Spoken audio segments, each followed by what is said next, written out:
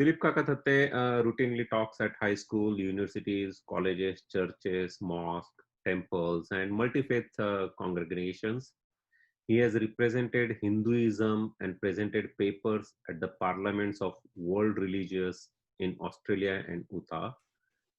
He is associated with the non-profit organization Seven Star Foundation, which is engaged in promoting peace through interfaith education leading to understanding. He has been a senior executive for major global corporation and has traveled extensively worldwide. An alumnus of IIM Ahmedabad, India. He has a master's degree in chemical engineering and an MBA. He currently works at the National Institute of Standards and Technology and is focused on innovation and growth of the manufacturing sector in USA. He is also a certified executive leadership coach who is active in coaching senior executives in US corporations, non-profits, and the federal government.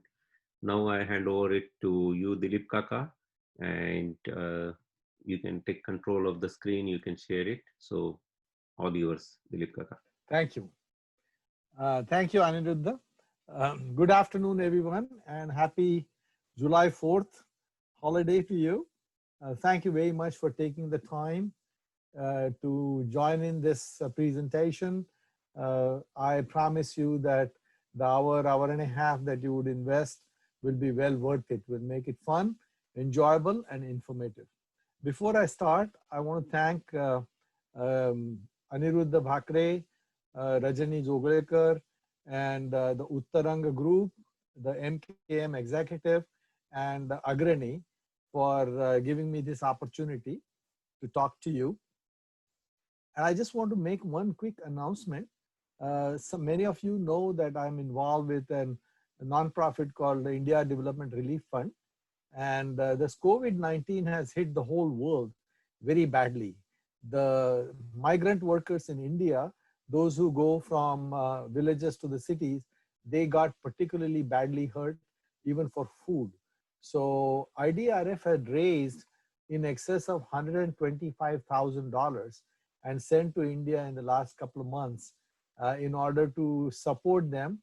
We are working through 9 NGOs in 7 different states. But closer to home, which is of interest to you, we felt that we should do something for our society here in the greater Washington area. We call it DMV area, which is DC, Virginia, and Maryland. So IDRF has taken a lead and has created a coalition of all the Indian organizations within the DMV area and raised funds and have been, and MKM is a part of it, by the way. Aniruddha Bhakre is on the executive or the secretariat of the community, this group. And we have been distributing food for the needy from various locations within the DMV area for the last 2 months and will continue that until August. So those of you who are interested in participating through financial support or through volunteer work, please do contact Aniruddha and or me, and we'll be happy to talk to you. With that, I'll get on with our topic today. Our topic today is science and Vedanta. The question comes that why this topic and why now? There was a very interesting program Uttaranga had presented. Anand Barve was the speaker a few weeks ago, where he talked about how to organize your finances, what we need to do so that we can pass on our wealth to our next generation and the following generation without any problems and without too many taxes. At the same talk, he also mentioned that it will be interesting for them to pass on some of the stories of our fathers and grandfathers and great-grandfathers to our children and our grandchildren so that they have some lineage or some familiarity with the family history or familial wealth. So I'm going to draw that to the next station, next level, and say there is a third component to that, and that is spirituality. We are all very, very fortunate to have been born in the Hindu families, and we bring a significantly rich heritage of Hinduism, of Vedanta with us, and it is our responsibility to pass it on to our next generation, our children and grandchildren, so that they are familiar with it. In this talk, while discussing some of the concepts, I may compare some concepts with the of Hinduism or the Vedanta with Abrahamic religions. The whole purpose of that discussion is essentially to drive home a point rather than to criticize or put one religion over the other. I am a true believer in the interfaith dialogue, and I will treat all religions with respect. So the reason I'm bringing this up is because in this current environment, a number of our children and definitely our grandchildren will be in the same boat, are likely to marry outside the faith. And the one spouse which is of Hindu faith, if that spouse is unable to pass on the rich heritage, or at least the concepts, to their children, our grandchildren will be deprived of this knowledge. I'm not suggesting that one should convince them that this is a good religion. That's up to them to decide. But to be able to find out about, to educate them about our religious heritage is a very important thing. Then what they decide is up to them. But if we don't, then by default, they are likely to adopt the concepts, if they do want to, of one of the Abrahamic religions. Now is the time for us. You all have had very successful personal life, professional life.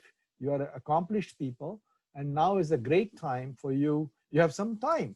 So now is a great time for you to articulate and pass on and educate your children and grandchildren on this concept.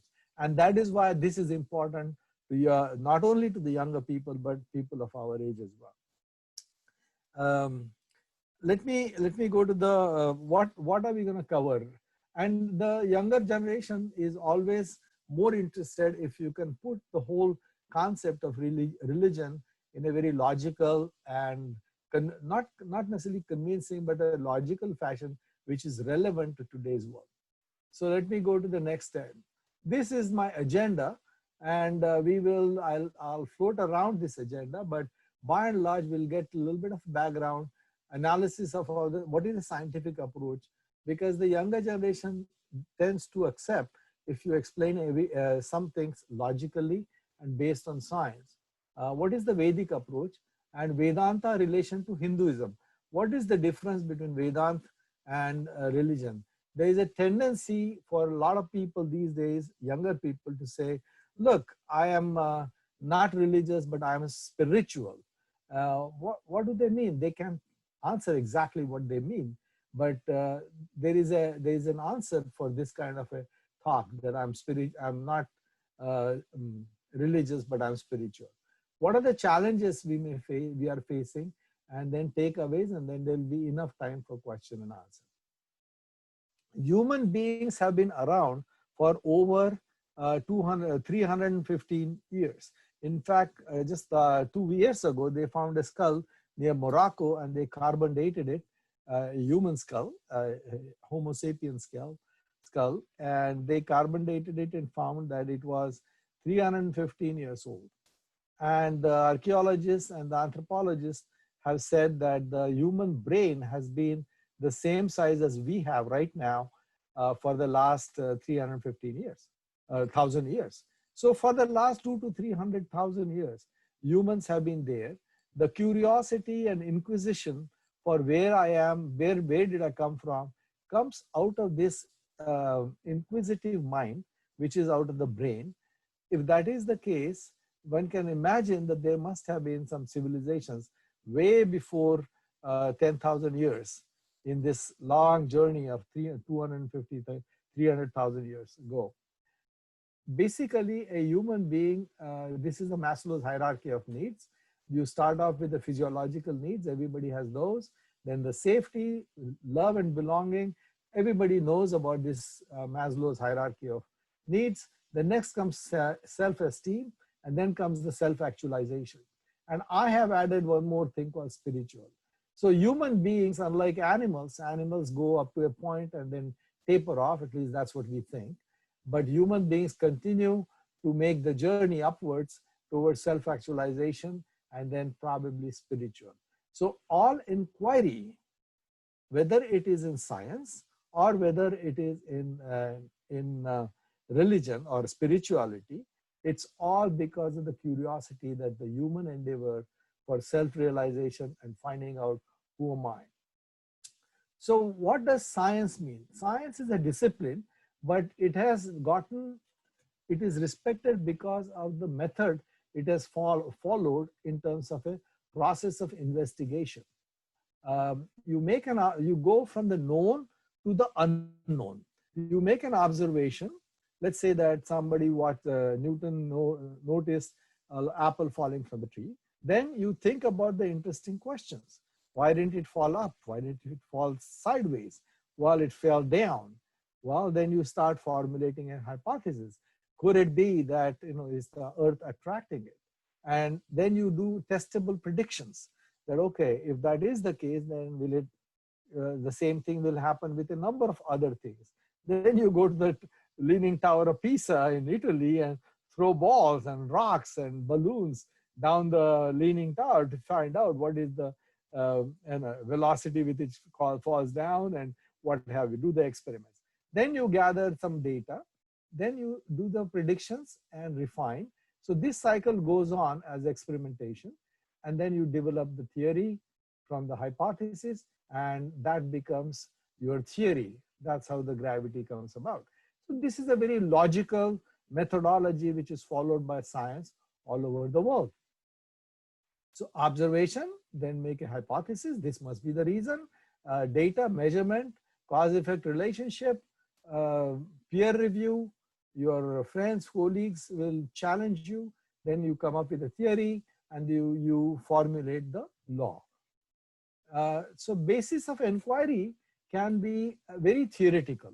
For example, Einstein did not even do one single experiment and came up with the theory of relativity strictly through the thought experiments and mathematics.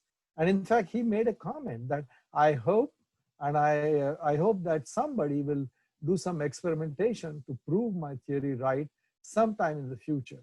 It took about 50 to 60 years by the time we started exploring the space when his theory was proven right. So it can be theoretical, it can be corrective. And I'll give you an example, and these examples will serve not only for this, but you can see how tenuous can science also be, but we accept it because that is a journey of seeking the truth, absolute truth. For instance, the characteristics of light. Huygens was a Dutch physicist who came up with the Huygens principle for light. In 1865, mid 1800s, he said that light, the only way to explain the diffraction and interference of the light, characteristics of the light, is through the wave theory. So he says light is a wave, and that explains. So he made an observation, and then he made proposed a hypothesis. It is a wave, and that's why the diffraction happens, interference happens. And it was considered, everybody tested it, retested it, challenged it, but they said, yeah, that makes sense. And it was considered to be the absolute truth until 1900s or late 1800s, almost 150 years later, when Einstein came and said, no, light is a string of energy packages called photons. So it is a string of particles. It's not a wave, but it's a string of particles, because that's the only way to explain photoelectric cell. So suddenly there was a question whether it is a wave or a particle. Now we accept the fact that light sometimes behaves like a wave, but is also a string of particles. So this is what is called corrective. So inquiry can be corrective, can be observational, as we talked about with the Newton's law, can be hypothetical. A lot of people, very few people really understand the details of quantum theory, but quantum theory has been proven to be being able to explain a number of things. Although there is a big movement, many of you probably know, there's a big article in New York Times and American Scientific both, that there is a Italian physicist called Angelo Basile, who is the lead in this, that they are questioning whether quantum theory as it was proposed by Schrodinger is the full theory, or there are a number of things which need to be changed there. But this will go on in science all along. So, and many times some of these concepts are not understood by all. In fact, the black holes and the white dwarfs, and there are many concepts which the scientists talk about, most of us don't understand, but that's fine, that's okay. We start off in an inquiry until it is proven otherwise. And some can be exploratory, like the multiverse theory. What I'm saying is there is a lot of variation on the how the theories or the inquiries begin in science.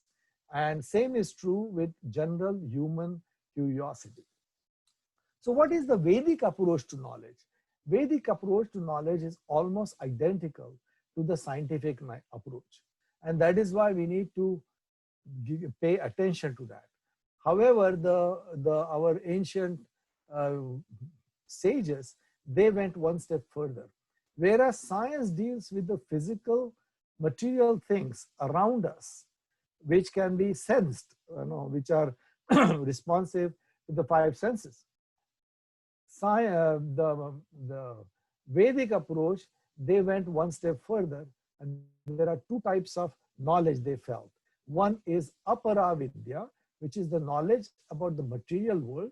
It's physical, it's experimental. And the second one is Para-vidya, which is the knowledge about self and consciousness, which is abstract, which is spiritual, and which is experiential. So Para-vidya is experiential. Whereas today's scientists, Western scientists, started with Apara-vidya and stopped there. The Vedic scientists, all of these rishis were scientists in my judgment. I'll talk about that a little bit later. But they started with Apara-vidya, but they said knowledge does not stop there. It goes further to Para-vidya, which is knowledge about self and consciousness. So hats off to these ancient sages who have expanded the spectrum of knowledge from Apara-vidya, which is present-day science, as we call it, to Para-vidya. Most of these sages, rishis, were physical scientists as well as material, as well as spiritual scientists. They, for instance, Patanjali, who talked about yoga, he was also a mathematician. Charak was a pharmacologist. Shushruta was a surgeon. So these guys, they had some interest in material science, and they also had interest in the spiritual science.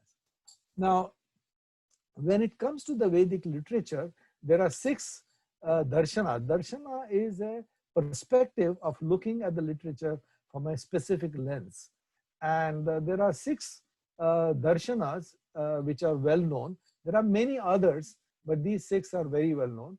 And the reason I've listed them here is that look at the variety of lenses that these people are looking at the same literature and expounded on it. It's amazing.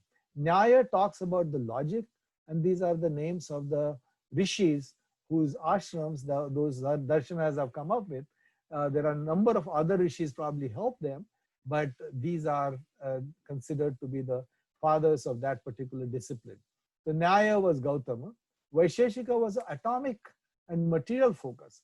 Vaisheshika talks about breaking a material into smaller and smaller particles until they get to an atomic level.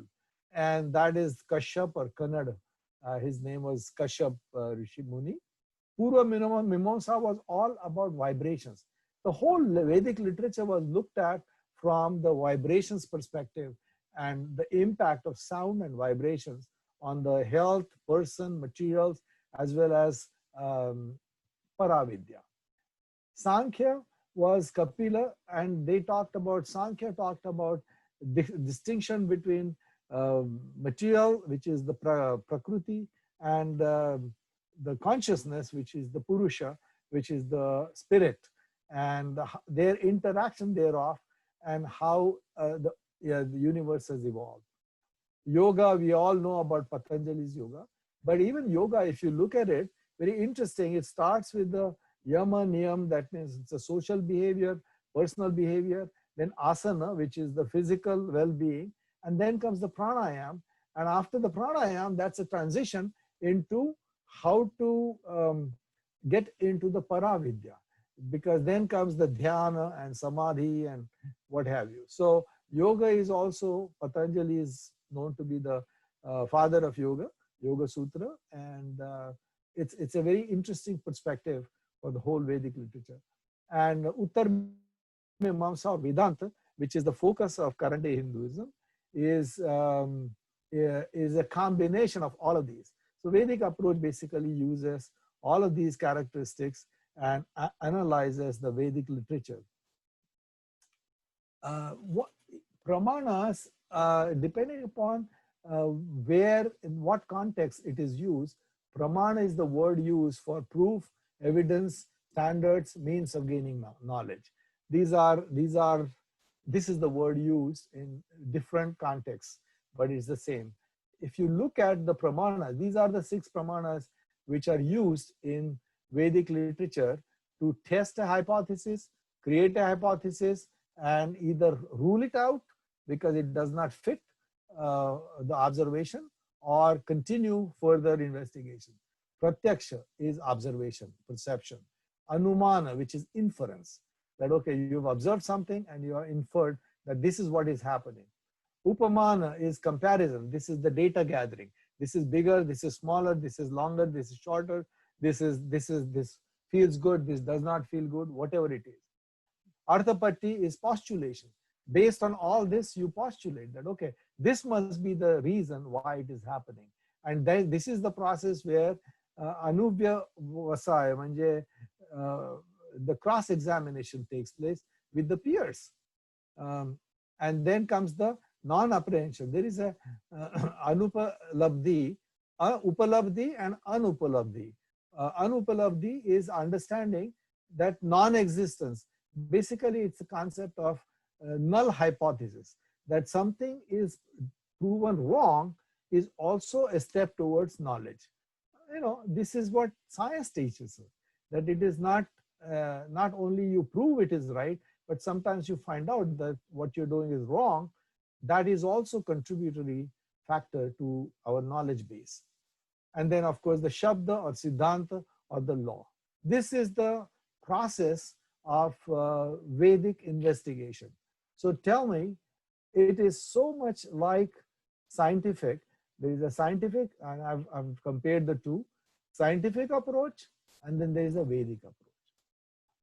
The reason we don't know about the Vedic approach is because most of us grew up in India, in independent India, and went to English schools, and we were deprived. In fact, our knowledge, we were deprived of any of our ancient knowledge because it was never, for the last 200-300 years ago, by the British and by the system, basically. But you can see, without going through each one of them, you can see that there is a very similar logical process. The Vedic approach takes place, but it not only investigates aparavidya, but it also investigates the paravidya, which is important to know. Let's look at this. What are the challenges? Why has the Vedic approach been not looked at favorably by most of the scientists, including Indian scientists? Things are changing slowly, but they're changing very slowly. Science is very experimental, whereas Vedic approach is experimental and experiential. So there is a subjectivity gets involved, although experiential things can also be passed on. If you do meditation, if I do meditation, I benefit, that is very subjective. But at the same time, I can teach you the technique of meditation, and you can also get that experience. So it is experiential, which can be transferred. Just like in science, experiments can be transferred. Experiential phenomena can also be transferred, but it takes a little bit of a leap of faith for you to say that, okay, let me follow this consistently for a month or 2 months or whatever the time period is. So because of that, there has been a little less of acceptance in the past. Documentation. We have faced significant problems because of lack of documentation. A lot of documentation got destroyed. Somebody I was talking to, and we were discussing about Nalanda and Takshashila University. Apparently, when the raiders, the Muslim raiders came and they decided to burn the universities, the university library was burning for days and weeks. That much of literature was there. So there's a lot of destruction which has happened. As a result, we don't have the extensive documentation of cause-effect relationship.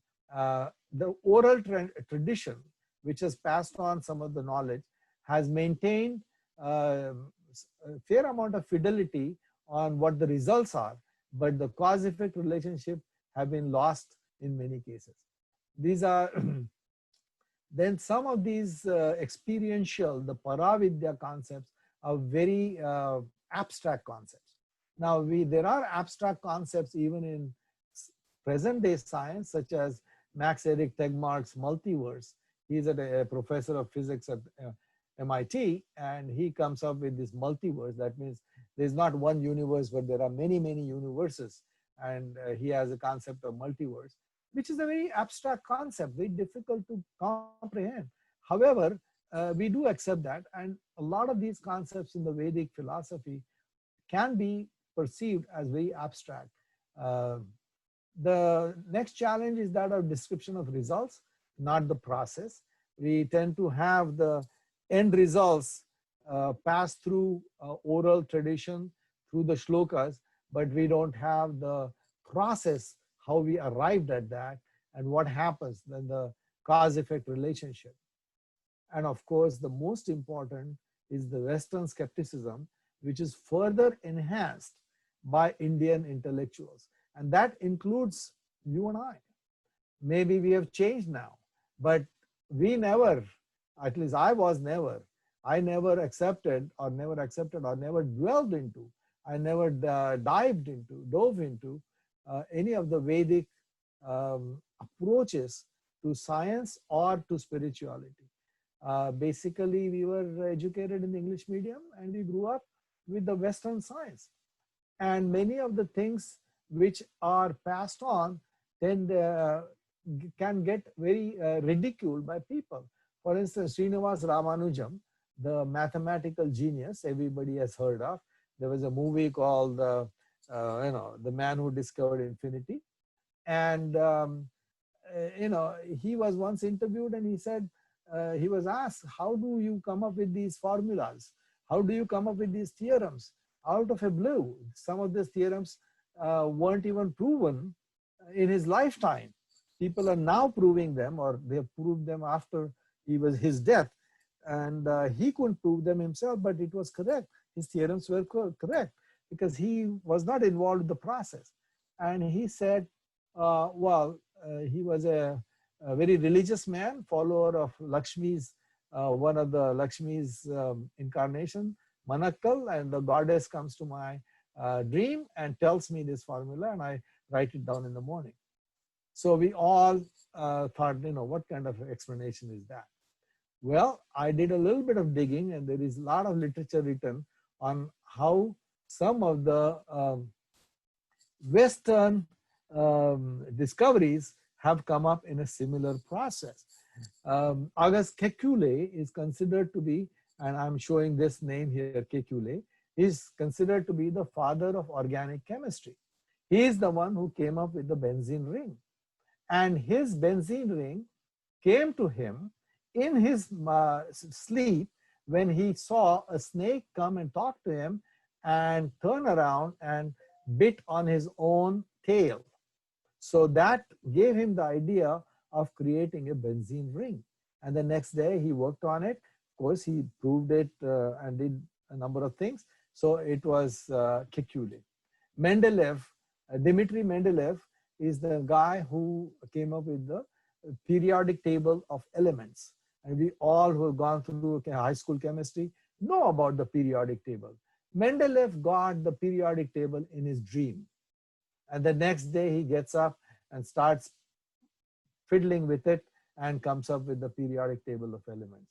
Edward Banting, who is known to be the father of insulin for diabetes, is a Canadian Nobel laureate, 1920s.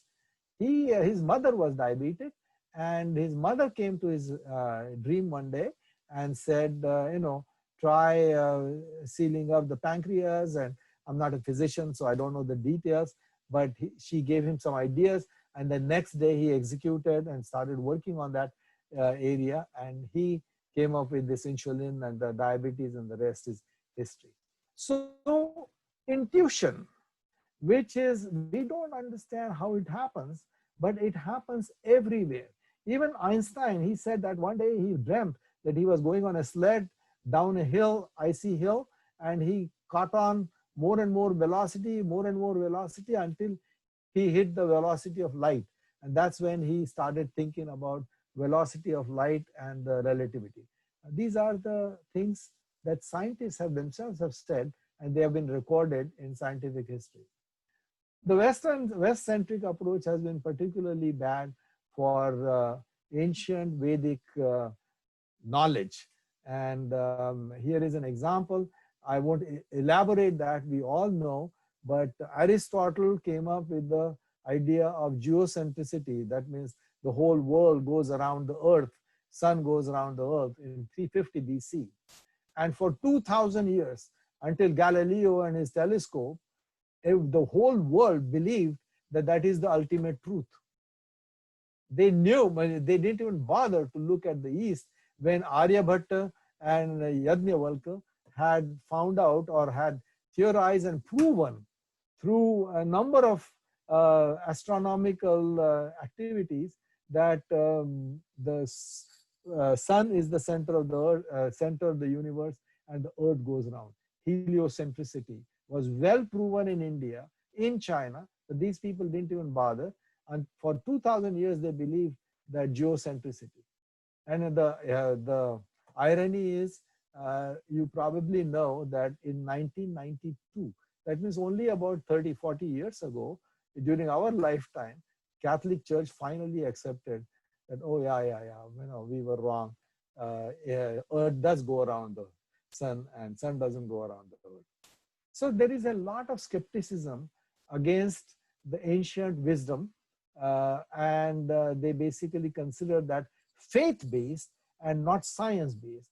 And I'm saying that science as well as Vedic wisdom both need faith, and both are to be respected, and they are very, very similar because human beings are the same. They are very logical in the way of inquiry. I'll be brief on this one. So what is Vedanta? So let me explain that we all know that there are 4 Vedas, and Vedas are classified into, and there are some Upa-veda, Shilpa, Dhanur, Gandharva, Ayurveda, these are the Upa-vedas. But there are 4 major Vedas, and each Veda has Karma Kanda and Jnana Kanda. Karma Kanda is where all the mantras and yajna and ahuti and all of those chanting and all of that is explained. There is some trigonometry there, there is some architecture there, there's some chemistry there, what kind of ahutis we should be putting so that the environment becomes good and what have you. So that is the Karma Kanda. The second part of Vedas is Jnana Kanda, and Jnana Kanda is full of philosophy, and this is about the Paravidya. The first part is about Aparavidya. The second part is about the Paravidya. And this philosophy is embedded into Upanishads. So Upanishads are the tail end of the Vedas, and that's why they are called Vedanta. The Anta of the Vedas, the end of the Vedas is the Upanishads, and Upanishads is a Guru Shishya Samvad. That means it's a conversation between the Guru and the disciple, and they both question each other until both are satisfied with the answers. In fact, in all my studies of all religions, Hinduism is the one which I would say is the only one where everything can be questioned by anybody, and there has to be a logical, convincing answer to it. Nobody says in Hinduism that take it for its worth, because it's not dogmatic. Um, so you understand where the Vedanta falls. It deals with the Paravidya, which is the who am I, why am I, what is the meaning of life, and some of these disciplines which are now named as ontology, epistemology, eschatology, and all of those, the which deals with the being, which deals with the theosophy, deals with theology, and these are all encompassed in one Vedanta. So where does Vedanta and religion fit in? Well, let me share this with you. Vedanta comes from Shruti literature. And Shruti, there are, Hindu literature is classified into two groups, Shruti literature and Smruti literature. Shruti literature is considered to be superior and is the eternal truth, or it is the truth as we know it. Smruti literature is considered to be subordinate to Shruti literature. Shruti literature typically does not have an author, and there are only three known or accepted scriptures which fall in that category, which is the Upanishads, which are a part of Veda. So Veda Upanishad, Brahma Sutra, and Bhagavad Gita. And I'll tell you about the Bhagavad Gita.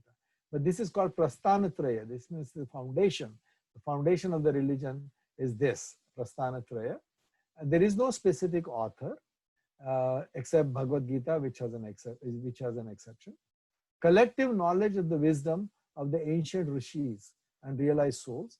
And it is called Apaurushaya.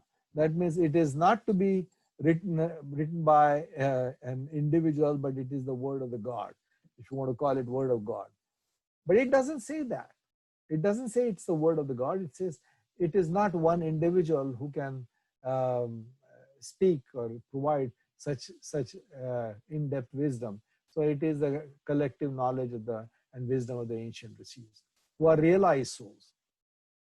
On the other hand, the Smruti literature is considered to be subordinate to Shruti, and it has individual authors. For instance, Manu wrote Manu Smruti. It's the Manu's interpretation of the Shruti literature as he saw it fit during his time. So Smruti is time sensitive, it's location sensitive, and it is very subjective. So we cannot say people are fighting over Manu Smruti. Manu Smruti says this and this, so Hinduism is wrong. Well, Manu Smruti does not speak for Hinduism. Manu Smruti speaks for Manu, and Manu may be relevant today, may not be relevant today. It's up to you and me to decide what is relevant today. Puranas, all the stories of Skanda Purana, this Purana, that Purana, all of those are a part of the Smruti literature. They are there to take the concepts of Shruti literature, elaborate them, embellish them, tell stories, and basically drive home certain lessons for common people. Itihas, Ramayana, Mahabharata is a part of Itihas. Itihas is a part of Smruti literature. It's subordinate to the Shruti literature. So we need to be careful about that. We will be asked these questions by our kids that, what kind of this, so and so flew, and the animals speak, and well, these are all a part of Puranas. And Puranas are there to explain the concepts which are embedded in the Shruti literature. The Upanishads don't have these kind of stories. They are essentially extremely philosophical in nature. So Vedanta is the, as I mentioned, Guru Shishya Parampara, and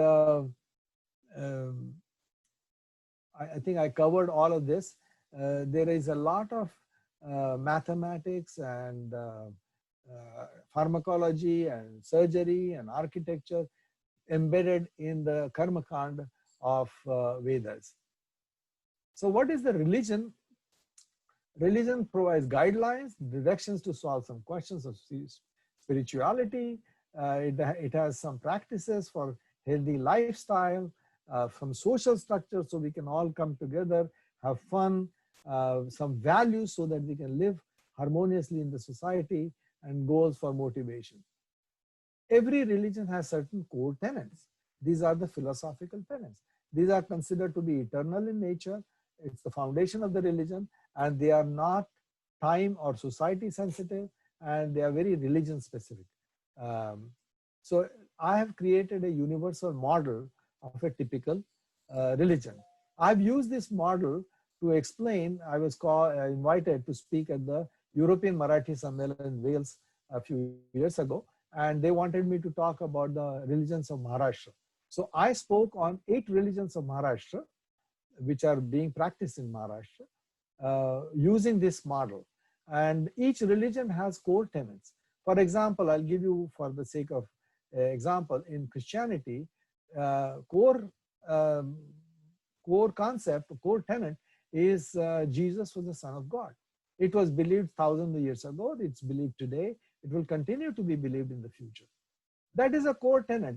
Right or wrong is not the issue. The issue is there is a core tenet.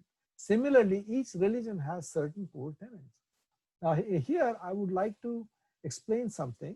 The reason I created this model is to be able to explain that Hinduism has a lot of stories, number of deities, number of literature. There's not one single book, several books, and that can be confusing. In fact, I have talked to young people and they say it is confusing because different people tell us about different aspects of Hinduism. And I have done this talking to people and found out that if you ask 10 Christians, what are the core tenets in a nutshell, they all will say that Jesus was the Son of God, you believe in Jesus, go to heaven. And 10 Muslims, they'll tell you about the 5 pillars of Islam. Prophet Muhammad was the last prophet. The word of God was given to him by Angel Gabriel. And that's in Quran. But if you ask 10 Hindus, you will get 8 different answers, or maybe 10 different answers. And none of them are wrong. They all are right, but there's no consistency. And that can confuse people like our children and our grandchildren who are not exposed to that environment. And in fact, even in India these days, some of them are getting exposed to a wrong environment. But nevertheless, so I created a model and I'll share that with you. And the model is intended, and it's called 7 stars of Hinduism. And I call them stars because unlike commandments in Christianity or Judaism, unlike pillars in Islam, our Hinduism does not have tenets which have to be accepted. These are guidance. These are guidelines. These are the stars, just like the stars in the Ursa Major show you where the North Pole is, North Star is, and you can decide your own journey towards north or wherever you want to go. Similarly, these 7 stars, they guide you through life. And it's up to you to decide what you want to do, where do you want to go, and how you want to go there. So the approach of 7 stars is to simplify and create a framework, standardize so that all the kids, all the next generation, all of us can relate to these 7 core principles, core tenets of Hinduism, and we may practice differently. That's okay. We may go to the temple or not go to the temple. That's okay. But we need to know exactly what are the core tenets of Hinduism. Systemize what are the components, and then that will stimulate the interest of the youth and it will sustain it. So what is the typical composition of a religion? This is the composition of religion. The outer layer comprises of rituals, rites, festivals, and you take a look at this, and I will explain each one of them quickly. The outer layer comprises of these things. The practices come from the family tradition. Rituals are the Satyanarayan Puja and whatever the pujas you do. rites are the marriage and Upanayanam and what have you, and the festivals, the Diwali, the Dasera, and Janmashtami, and what have you. Nice, fun. These are important things, but they are not core to the religion. We probably spend 90% of our time, and most temples here spend 90-95% of their resources into these things, which is important. It's an integral part of the religion, but it is not core to the religion, and that needs to be recognized. The next layer comes the values. What are the values? Almost all religions are designed to establish some harmony in the society. So you look at these values. I've identified 7 here, but 16th chapter of the Gita, if you want to look at the first 3 slokas, 2 slokas, they talk about 27 values or 37 values, very well laid out. And so you can see that the values are more or less same, very similar in most religions. So people say, oh, all religions teach the same. They don't teach the same. They are intended for the same thing, which is establishing harmony within the society. So the next layer comes goals in life. What are the goals in life? And in Hinduism, the goals in life are dharma, artha, kama, moksha. Dharma is it has 37 meanings in Sanskrit, but it's righteousness, social consciousness, duty based on the role and stage in life. And dharma is the operating principle. I tell the kids the dharma is the operating principle. And with dharma, in Hinduism, artha, which is the material wealth and so security, material security, financial security, and the kama, which is physical pleasure, good food, good music, sense of touch, all of that is fair ball. So as long as you do it by dharma, being wealthy is fine, enjoying life is fine, but it has to be done by dharma. And of course, the ultimate goal is moksha. Atmano mokshartham jagat hitaya cha. This is the teaching of Hinduism, that ultimately you go towards moksha and you don't relinquish your pleasures in this life. You just seek for higher and higher pleasures. I give an example that, when you are a baby, you want a tricycle, then you want a bicycle with training wheels, then you want a 10-speed bike, then at the age of 16, you want dad's car, and after your first job, you want a Ferrari. When you took dad's car, you did not deliberately give up the bicycle, you found something more interesting. When you got your own sports car, you found something more interesting than the dad's car. Similarly, as you go up in your maturity, spiritual maturity, as you find out more higher and higher pleasures, you automatically get less and less interested in material wealth, in physical pleasure. And people past 60, they will vouch that these things start meaning less and less as you age, because you have found more and more pleasure in other things. But even that is time sensitive. So what is it that is eternal in nature? These are the core tenets, and these are what I call the 7 stars. So what are the 7 stars? There are 4 core tenets of Hinduism, which is the Vedanta. And this is where Vedanta comes. Brahman, one God, universal consciousness. Advaita or non-duality, Atman, Brahman, non-duality. And this Atman, Brahman, non-duality takes into account, I'm not sticking to just Advaita Vedanta. I'll explain a little bit later if we have time about Dvaita and Vishishta Advaita as well. Universality of soul, law of karma. And then there are 3 paths to moksha. Upanishads talk about that. Jnana Yoga, Bhakti Yoga, and Karma Yoga.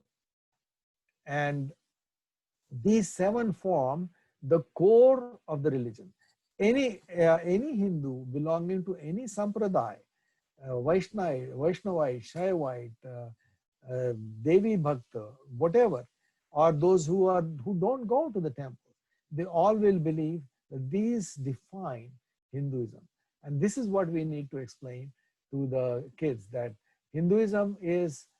this defines Hinduism, not whether you do puja or not whether you celebrate Diwali or not. Having said that, how are we doing on time? Yeah. we are okay for another 10 minutes. Brahman, Yes. one God. Here are some of the important things one has to remember. Brahman is a universal consciousness and life force, free of attributes and form. It's Nirgun Nirakar, we all know that. It's non-judgmental. This is very important. Not many of the Hindus also believe in that or know that Upanishadic Brahman is non-judgmental. It is there for everybody. It's Sat Chit Anand. It's a spiritual perfection, and you may call it God, but it does not have any gender. It's Nirgun Nirakar. In fact, Naneshwar also, the first line in Naneshwari is Om Namoji Adya Veda Pratipadya Jai Jai Swasamvedya Atma Rupa. That which was existence before the universe, I bow to that. And the second line is says Deva Tuchi Ganeshu. That means I see you, that Brahman, in the form of Ganesha. But these are free of attributes. And it is non-judgmental. This is very important. It's in Brahma Sutra, it's in Upanishads, it is in Bhagavad Gita, that there is no judgment. The Brahman neither curses nor favors you. It's like gravity. Gravity is neither good or bad. It exists. It exists with certain laws. So what happens to us? Okay. So what happens to us is if I jump off the building, I'll break my leg. But the same say gravity was very bad to me. But if I jump off a cliff with a skydiving gear, I'll get a beautiful view of the valley. The gravity was fantastic to me. It's the same gravity, but it is not the gravity, but it is my interaction with the gravity which fetched favorable or unfavorable results. This is what Brahman is. It is, and this interaction with the Brahman, universal consciousness, is what we call karma. So it is my karma which fetches me favorable or unfavorable results. It is not Brahman. If I tell the kids that if you want to get A+ in math, you have to study. The praying to Ganesha is not going to get you anywhere. But you pray to Ganesha for your own peace of mind, so that psychologically you feel that you've prepared everything and now somebody is looking after you, so you are a lot more calmer and you are able to focus better when you are doing your tests. So who are all these other deities? These are the manifestations of Brahman. It is for our need. The deities have several forms. As you know, we call them devas, and they are the manifestation. They are the symbolism of Brahman. And these are the three main deities, Brahma, Vishnu, and Shiva or Mahesh. And I wanted to show you this because you all know this, so I don't need to expound on it. But I want to call Shiva the transformer. Shiva is not a destroyer, because Vedas believe and the science believes that nothing can be destroyed. You just transform from one form to another form. And particularly true even in the para area, which is the Atman. Our Atman is indestructible. It's Nainan Chindanti Shastrani Nainan Dharati Pavaka. So if it is immortal, how can it be destroyed? So Shiva does the transformation. So from now on, please refer to Shiva not as a destroyer, but as a transformer. And of course, you know the consorts and where the power lies, like in every household, the consorts hold the power in all the deities' household as well. And Om is another term for Brahman. It's a Shabda Brahma or the Nada Brahma. So key takeaway for the kids, there's only one God. Different religions may call it by different names, but Brahman, if you want to call it God, you can call it God, but it is non-judgmental. So in other words, what happens to you is a result of your own karma or actions. So respect, and the same Brahman is looking after or is overseeing, or the same laws are overseeing everybody else, whatever they may call it by name. So respect all religions. A Hindu will always respect all religions. Advaita is Atman, Brahman, non-duality. And in the interest of time and the fact that most of you are quite familiar with all these concepts, I'm going to be quick and say that the part of that Brahman is inside you, which we call Atman. And even in the um, Vishishta Advaita and Dvaita philosophy, there is no distinction, there is no duality between Atman and Brahman in terms of Atman not being an ansh of the Brahman, a part essence of the Brahman. What happens at the time of moksha, there is a difference between the thinking, but that's a splitting here, and that's a discussion we can have some other time. But as far as the next generation is concerned, that part of divinity, which is Brahman, you call it divinity, is inside you. So you are divine. And that's why the namaste, and we all know the meaning of the namaste. And it is becoming more and more popular, especially in the light of the COVID-19. So since the God, what is the takeaway from this? Since God and divinity resides in you, you are capable of doing anything you want. But it ain't going to happen. It ain't going to happen by blessing. It's going to happen through effort. You have a great potential. Have faith in yourself, be self-confident, and the same God resides in others too. So you need to respect them. So respect for others is the teaching of the second star, which is the Atman Brahman non-duality. The third one is the universality of soul. In Abrahamic religions, now the one God is true with Abrahamic religions as well. However, the second star, which is the A for Atman Brahman non-duality, that's where the Abrahamic religions go 180 degrees different than the Sanatan group of religions. I call it Sanatan group because Hinduism is the father or the mother, and then comes the Buddhism, Jainism, and Sikhism. They all have more or less the similar thought processes. Buddha and Jain don't believe in certain things, but karma and reincarnation and Atma, soul, are the concepts in those religions as well. So in Abrahamic religions, there is no such thing as non-duality. There is God and there is you. You can never be God. Whereas all our saints have always said, why are you looking for God elsewhere? It's within you. Similarly, in Abrahamic religions, the world, God created this earth and the animals and the plants and the birds for our pleasure. Whereas in Hinduism and Sanatan group of religions, Dharma religions, we say that, hey, the same Brahman, part of the same Brahman resides in all of these living things. In fact, Advaita goes up to the point of in everything, not even non-living things, but certainly in the living things, as most believe. So we are all connected as one universe. We are one big family. And that is why where the Vasudhaiva Kutumbakam concept comes in. So be sensitive to all living things. These are related to you. Respect nature and its laws. If everybody starts thinking in those terms, we probably would not have had the problems of weather problems and the earth, environmental problems that we are facing today. So environmental awareness is embedded into Hinduism. And the fourth is the law of karma.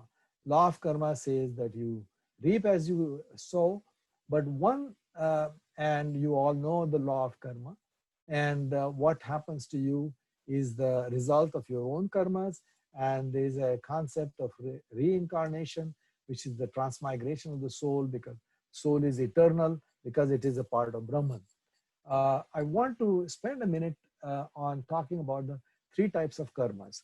Actually, there are only two types of karmas, but for the sake of simplicity and for the sake of explaining to the uninitiated, which is what our children and grandchildren are, I've created the three categories of karma. I haven't created, they are mentioned in the scriptures: prarabdha karma, sanchita karma, and kriyaman or agami karma. Prarabdha karma is the karma which you have inherited and which has come to fruition. The size, how tall you're going to be, whether you're going to keep your hair or go bald, the color of your eyes, these are all result of your previous karma. That is what the belief is. Whether you believe it or not is up to you. And that which family that Atma is going to be born is a result of the prarabdha karma. So prarabdha has already happened. It is not within your control. Sanchita karma is the karma which you have inherited from previous lives, but can be changed through abhyas and tapa. That is what the scriptures talk about. For example, some people are extremely music oriented. They can listen to a tune and play it on the piano, whereas some others have to practice and practice before they can play any song on the piano. But they can do it if they put their mind to it. So that is like a sanchita, that they may not have the sanchita karma of being musically oriented or talented, but they do have the ability to do that. And then Kriyaman karma is the karma which you are doing now, which will come to fruition later in your life. Or if it doesn't come to fruition, you'll carry it with you to become a prarabdha in the next life and sanchita in the next life. This is what the thought process is on the karma and the carryover of the karma. So many of us have grown up in India, say with the saying that, oh, beta tere haath mein kya hai, pichle janam ke karm ka phal hai. That is a wrong message. That is not the message of the Upanishads or Bhagavad Gita. The Bhagavad Gita and Upanishad message is that part of it is not within your control, but two-thirds, 2 out of the 3 karmas are within your control, and you can indeed make your life what you want to make it. So there's a very nice slok in the 6th chapter of Bhagavad Gita. Udharedatma atmanam datmanam vasade atmaiva yatmano bandhur atmaiva ripur atmanaha. You are your friend, you are your worst enemy. Pick yourself with the bootstraps and move on. That's what Krishna says to Arjuna. But what I'm saying is, it is not fatalism. This is a common mistake made by a lot of people, that Hinduism is fatalistic. It is not fatalistic. And I like the sentence which is normally attributed to St. Francis of Assisi, that God give me the courage to change what I can, serenity to accept what I cannot change, and the wisdom to distinguish between the two. And that is what the message of Bhagavad Gita is, long time ago. So prarabdha is what you cannot change, but sanchita and kriyaman you can indeed change. So accept who you are, focus on your strength, decide upon your path, believe what all happenings are a result of karma, and basically don't be negative on yourself, negative on the happenings, and you will always get a chance, second chance. Then there are 3 paths to moksha. We don't have enough time to discuss this. Some other day, if there is interest, let Rajani or Anuruddha know. We can spend 1 session on each of these Jnana Yoga, Bhakti Yoga, and Karma Yoga. Very interesting literature and in the scriptures, and very uplifting literature and in the scripture. But these are the 3 considered to be the paths, and you are not restricted. Key characteristics: Jnana Yoga talks about the reaching of the divinity within yourself. Bhakti Yoga, there are Navavidha Bhakti, there are 9 types of Bhakti, and Karma Yoga is the path of action. In fact, Bhagavad Gita is full of Karma Yoga. One of my heroes, Bal Gangadhar Tilak, his treatise on Bhagavad Gita, he talks it essentially Karma Yoga Shastra, he calls Bhagavad Gita. So each one has its own strengths, and you are not, oh, by the way, people talk about the Patanjali's Raja Yoga. Yes, it is, but it is a blueprint for all 3 yogas. It is essentially, these 3 are considered to be the paths. And one is not restricted to one path. Unlike Abrahamic religions where Bhakti Marg is the only one. You have to believe in Jesus to go to heaven, or you have to follow what what Allah has said through Quran in order to go to Jannat. That is not the message of Hinduism Vedanta. It says that you are at liberty to select any one or a combination of these, and you can keep changing that depending upon the stage in your life and what suits your disposition. So moksha or liberation, and that is a topic by itself, but moksha and liberation can be achieved, or the journey towards that can be achieved depending upon in any one or many of the different ways. So what is the 7 stars of Hinduism? one universal consciousness for all. That is, let me just put it all together. Unified core teachings to all. 7 stars will give a core teaching to all our next generation. Its applicability to everyday life. The Brahman concept gives one God, so all religions are respected. Universal brotherhood, Atman, Brahman, non-duality. And if you believe all human beings have a part of the divinity in them, that is universal brotherhood. We don't have to call them, it is built in. Environmentalism is built into the concept of universality of soul. Self-determination. You are not depending upon somebody else to do anything. You are essentially creating your own destiny with the assets which you have been given through prarabdha. Custodians of the earth, we are coming back. Now, somebody asked me at one of the universities that what is the guarantee that you are coming back into this earth? Why not in some other planet? And that's possible. I don't know. Good question. But I'm assuming that we are coming back onto this earth. If that is the case, we better leave this house in good shape before we go, so that when we come back, it is in okay shape. We don't mess it up. If that is the concept, if everybody follows, we will not have these problems that we are facing today. And multiple paths to liberation. Customization. Select your own path, make your own path. And respect for multiple approaches. Ekam sat bhavda vipra bhavda vadanti. There's only one truth. Many call it or find different ways to get there. That is the true message of multi-faith and global concept, Okay.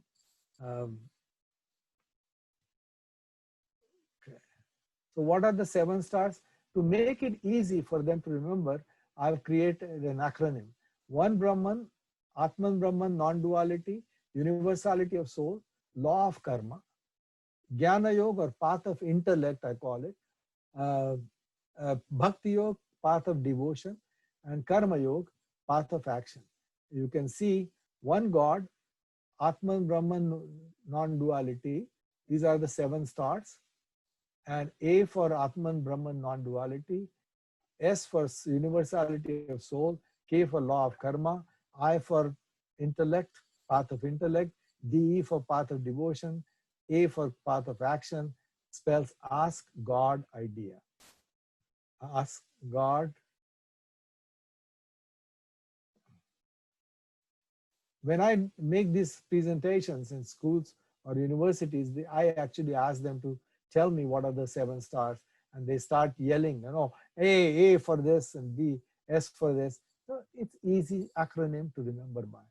So in conclusion, Vedic and Hindu knowledge is based on thorough inquiry, which is scientific inquiry. A few hypotheses haven't been fully proven. Now, people will say to me that, can you prove that Atman exists?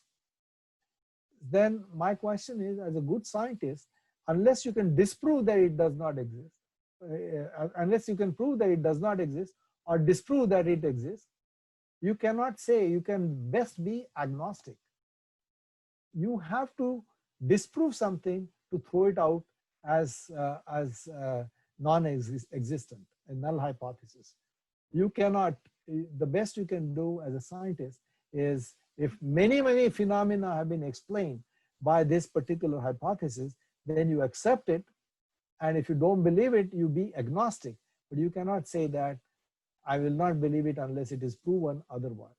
Because if you don't have any other explanation, then you accept the hypothesis because it explains the Brahman, Atman Brahman non-duality, to me explains a number of phenomena which happen every day around us. Science and spirituality is not two different things in Hinduism. Unlike in the Western culture, for instance, in Christianity, that's why science remained separate from religion. And that's why Catholic Church never got exposed to heliocentricity or geocentricity, because they segregated the two. Whereas in Hinduism, in Vedanta, in Vedic philosophy, science and spirituality are amalgamated. Spirituality, the Paravidya, is just an extension of the Aparavidya. In fact, Aparavidya is the first step. And as a result, you cannot be, you can say I can be spiritual but not religious for Abrahamic religions, but in Hinduism, if you are spiritual, you are religious, or if you are religious, you better be spiritual. We have an obligation to learn and support our methods which deserve attention. You and me are the ambassadors of this message, if you agree with this message, for the rest of the world in where we live. We live in a very Judeo-Christian environment. That is why it is necessary. And our kids are going to be exposed to Judeo-Christian environment. And it is our responsibility to make sure that they understand that there is a lot of richness in these concepts. And we should at the same time discard any practices, claims which have been proven wrong and have no strong basis or are useless.